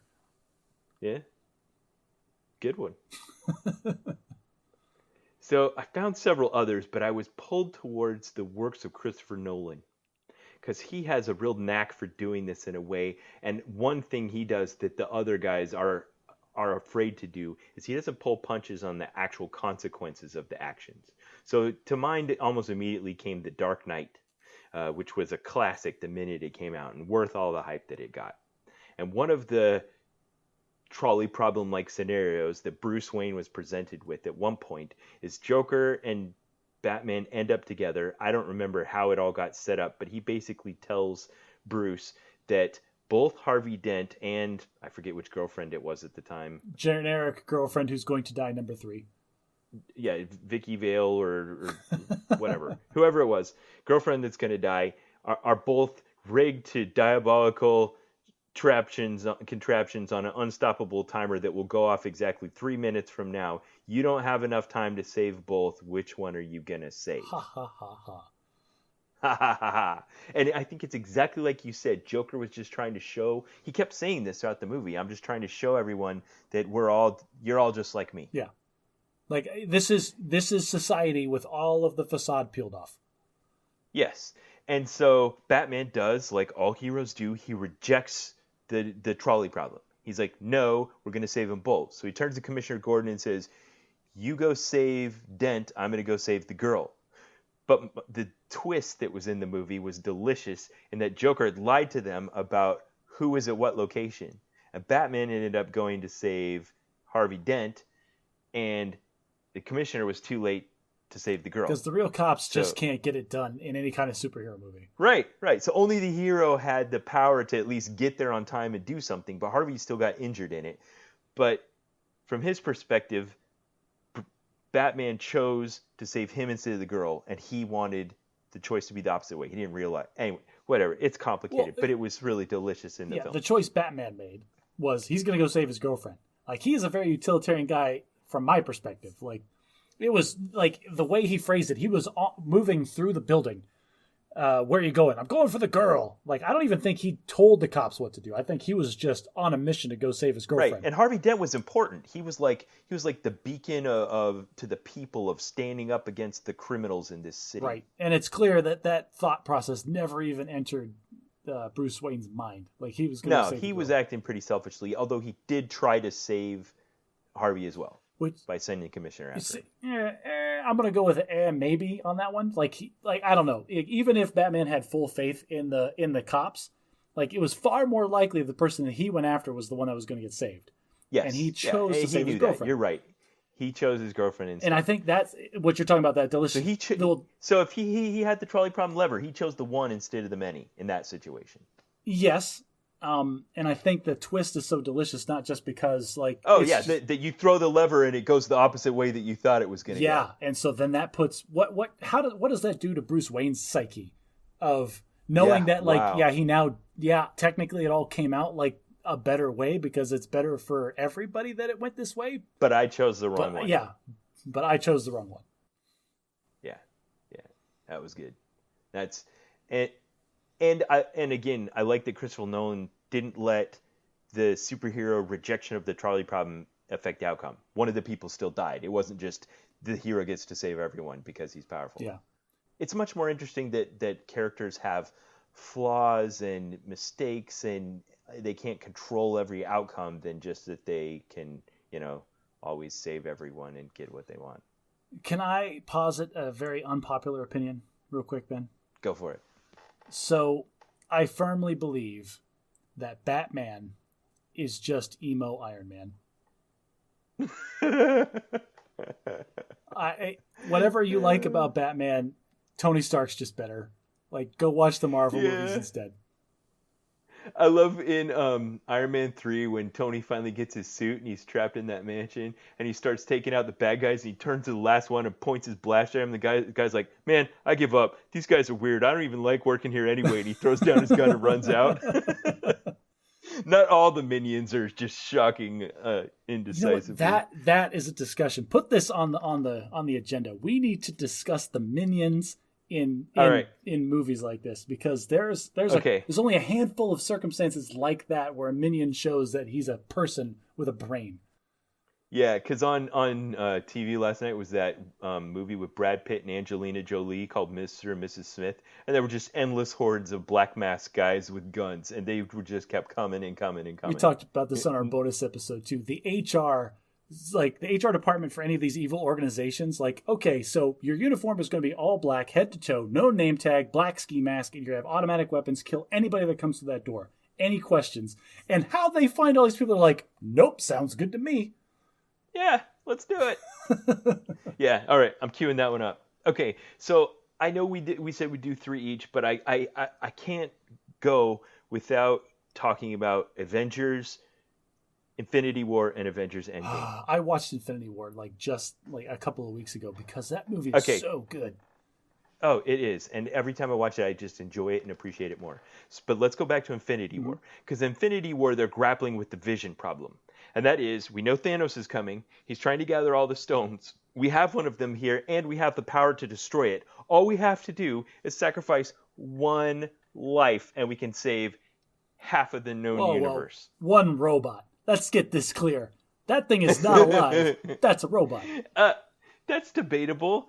I think they established pretty definitively that he is worthy of respect as a life, just like Data in Star Trek. Okay, I'll give you that. I will give you that he is worthy of a Data level respect.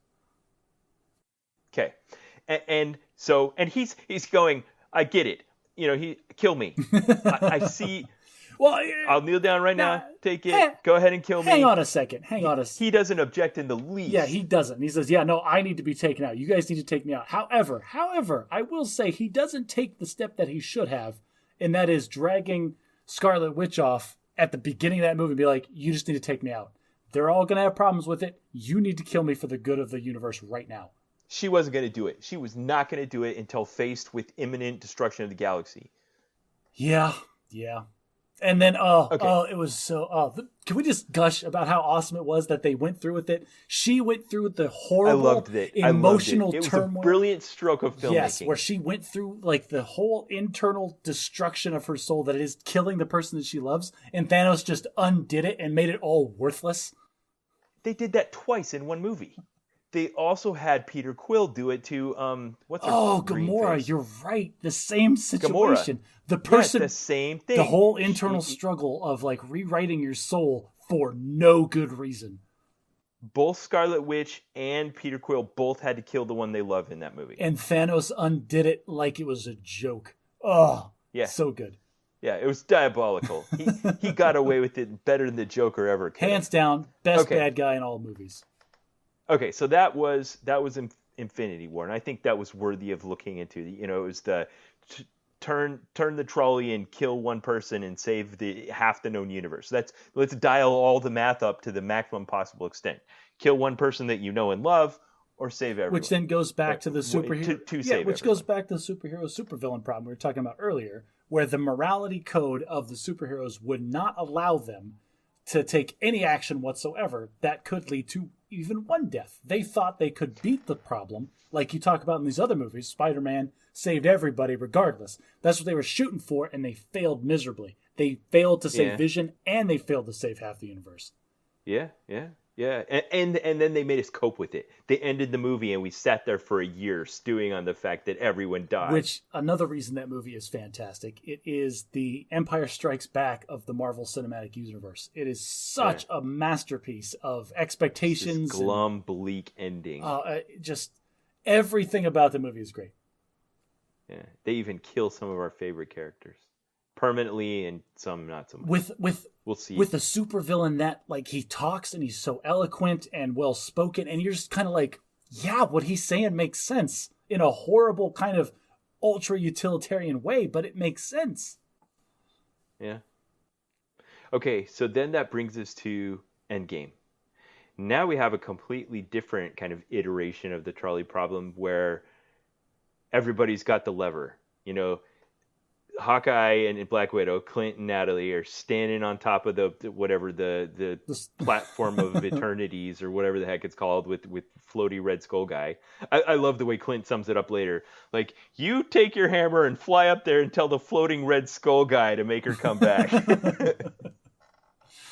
Yeah. So they're standing up there on the platform, and they recognize, just because the movie insists that this is the case, that you can't get the Soul Stone without sacrificing someone that you love. Yes. And while they've never actually established any kind of romantic relationship between Clint and Nat, they obviously care very deeply for each other, and I think that they were not cheating to feel that they've invested enough in the relationship between those two characters up to that point in the MCU that this was a very, very momentous moment. Just like, all of the interactions. Like, we never talk about, like, them specifically. They never had their own spin-off movie on their own. But there is no doubt in anyone's mind in that theater that had seen the movies that these two have a very strong platonic love relationship. Yes. And there's that great scene where Clint looks at Nat and he's like, well, I guess there's no way out of this. So, we're going to have to throw somebody off the cliff. And then he looks at her and he's like, I have a feeling we're not thinking about the same person. And then we get this great fight scene between two master assassins over who's going to kill themselves faster. Yeah, it was a great fight scene where they're actually fighting to not kill so they could commit suicide. There's never been anything like it in all of cinema, I think. It was a very weird scene. Like, no, I think I should die. No, yeah, that was. And then you thought Hawkeye made it, and then he gets the rope around the arm, and like the whole thing. Yeah, and there was so much invested up to that point. I mean, we'd established that Hawkeye had a family that he loved and cared about, and that what they were doing could potentially bring them back. But then he had a lot of regret and remorse for what he'd done since they died, where he'd gone around basically being a, complete, utter, lawless, I don't know what to call Vigilante. And she felt like maybe her mistakes in the past, or the fact that she had, as part of her training, had gotten sterilized, or for whatever reason, she didn't deserve to live as much as he did. And they both thought they should be the one to go. Can I go on a tangent for a second? So, sure. As a grown man, I wept openly in the theater watching that movie several times. The first time was when the opening scene and where Clint's family gets dusted, like, around him. Like, oh, man. Yeah. Just like that set the tone for the whole movie. And then the second time is when they first did the snap and brought everybody back, and Clint's phone is ringing with his wife's name on it. Yeah, his wife's there. And like, how many phones has he gone through, Ben? It's been 5 years. How many phones have you gone through? He still got her in his contacts. And the picture. Like, he still got her in there. Yeah. And like, just open weeping. Just grown man. Every bit of emotion that they pulled out of me in there was so well earned. And so, then when it finally happens, you feel just like Clint does when he goes back and tries to explain it to him. They're like, why didn't you save her? Why can't you bring her back? And he's like, this is the way it had to be. It's like, hey, I have no control over this. I was in space talking to Red Skull on top of a giant building that makes no sense. Like, I don't know these rules. I'm a guy with a bow and arrow. Like, he said this in Avengers 2. We're fighting an army of robots on a flying city, and I've got a bow and arrow. None of this makes any sense.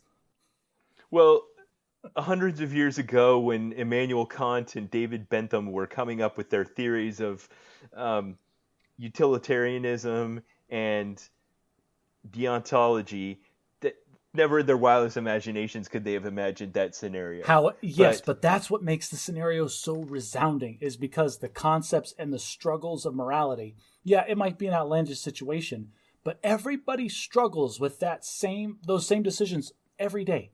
How many times, have you ever been handed too much change? Has anybody ever handed you a $10 bill when they meant to hand you a $1 bill? And you had to have Absolutely. you had to have that ethical dilemma with yourself at that moment. I could walk away and no one will ever know the difference, or I got to hand this back to them.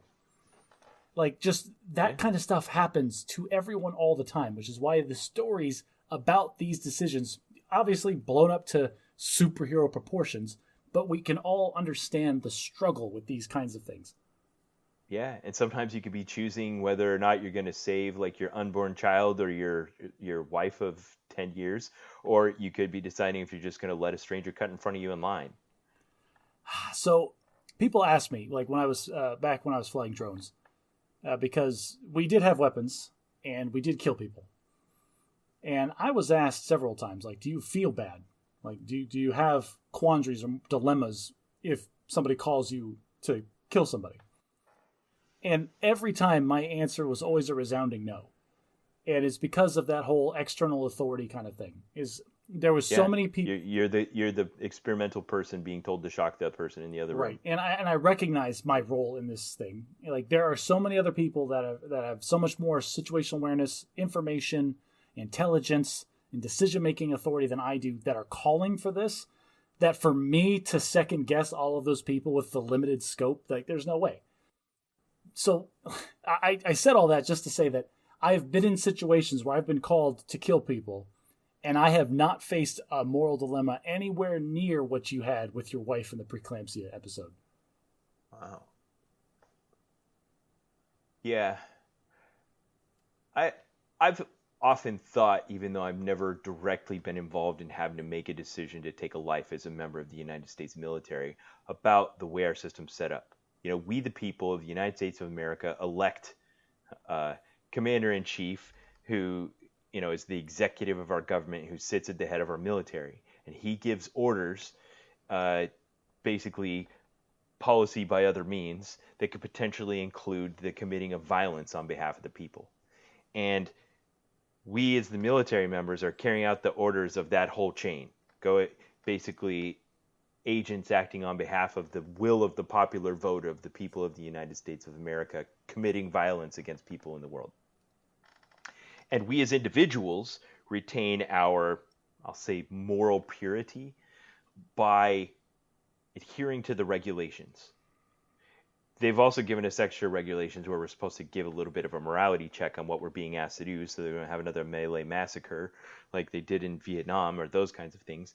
But basically, as long as the orders I'm being given are lawful orders, and I carry them out within the governance that I've been given, then I as an individual have not basically taken a life as an individual. I've done it almost as like a cog in a machine. On behalf of my state. Yes. And so I am therefore free from individual accountability. And I believe that from the very deepest level, as a deeply religious person, which is the moral space I live in as a member of the military. But I also believe that situations could come up where something could happen where it would be very much a personal decision that I would have to make. Not that it has, but yeah, like you said, the time you get handed too much change, or maybe saw a target of opportunity when you hadn't been given the order to fire.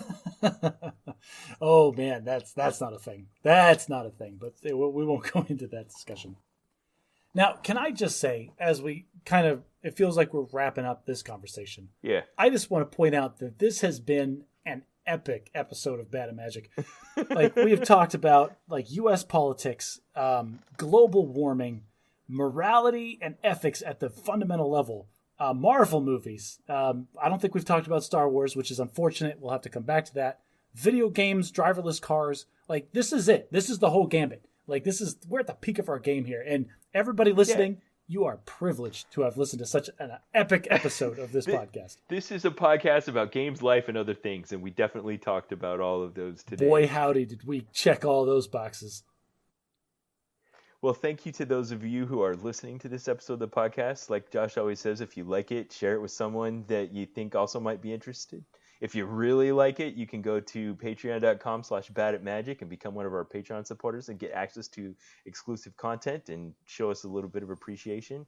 Please, if you don't know, I spend a great deal of time trying to enrich your listening experience by creating a very media-rich environment on Facebook and Reddit. So if you go on our Facebook page, every time I release an episode, I also release a photo album that goes along with the episode that has graphics I've made, references, and those kinds of things that go along with the episode. And then you can go on Reddit if you want to join in on the discussion, give your opinion on things we've said. Yeah, thanks to all of our listeners. We love making this content for you. We're going to continue doing it as long as possible.